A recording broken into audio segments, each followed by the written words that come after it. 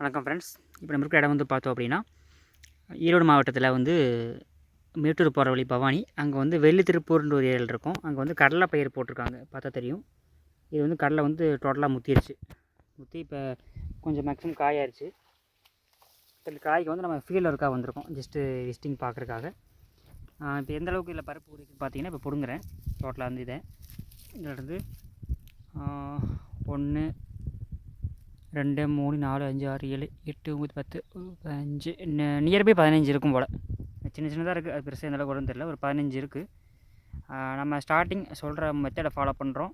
அதே போல் கொஞ்சம் எருவு, அதாவது ஆட்டு எருவு ஏதோ ஒன்று தொழு உரம் கொடுத்துட்டு, நம்ம சொல்லக்கூடிய ஒரு பொடி மருந்து மாதிரி இருக்கும் கிரானுவல்ஸ், அது நீங்கள் போடுறீங்க அப்படின்ற பட்சத்தில் 30-40 காய் கொண்டு வரலாம். இதே மாதிரி இல்லை 2-3 வெரைட்டி இருக்குது. இன்னொரு வெரைட்டி ஒன்று சொல்லுவாங்க, அதில் வந்து போட்டிங்கன்னா பருப்பு 3 பருப்பு வரும். உதாரணத்துக்கு இப்போ இந்த இருக்குன்னா, இப்போ ஃபிங்கர் இருக்குது, இந்த ஃபிங்கரில் இது வரைக்கும் இது ஒரு பருப்பு, இது 2, இது 3, இந்த மாதிரி இந்த நீளத்தை கொண்டு வரலாம். நம்ம சுண்டு வரல நீளத்துக்கு வந்து கொண்டு வர முடியும்.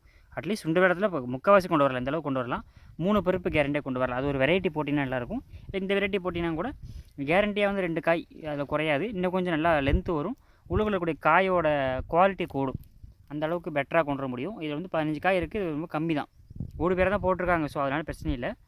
இருந்தாலும் இன்னும் கொஞ்சம் குவாலிட்டியாக எடுக்கும்போது உங்களுக்கு போடக்கூடிய முட்டு வலி செலவு வந்து இதில் கொஞ்சம் எடுக்க முடியும். ஒரு 20-40 காய் வரைக்குமே கொண்டு வரலாம். இதில் தான் டவுட்ஸ் உங்களுக்கு இருக்குது அப்படின்னா ஸ்கிரீன் நம்பருக்கு நீங்கள் கால் பண்ணலாம். வேரோட்டமும் இன்னும் கொஞ்சம் நல்லா வரும். இது வேறு கம்மியாக தான் ஒன்று இருக்குது.